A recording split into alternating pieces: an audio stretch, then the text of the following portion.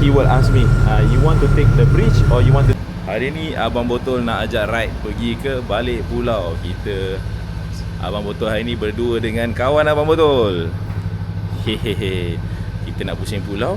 Lepas tu kita nanti tengok Jom.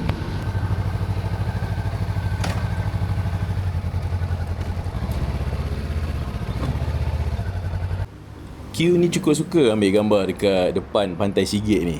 So kita layan je lah. Macam biasa, ride-ride juga. Solat jangan tinggal. InsyaAllah dunia akhirat selamat.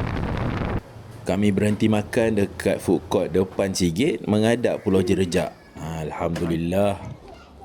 Tengah makan, hujan lebat. Kami decide untuk potong trip tu, hantar dia ke simpang nak pergi ke BKE sana. Dah lama Abang Botol tak naik feri, tapi sekarang feri dah tak boleh bawa kereta dah. Cuma motor dengan pejalan kaki saja yang boleh. Abang Botol hantar dia sampai ke roundabout dekat depan Sunway Carnival. Dia terus boleh masuk BKE, terus masuk ke Betong. Abang Botol pula pusing balik, singgah pula dekat mi goreng Pokok Cherry.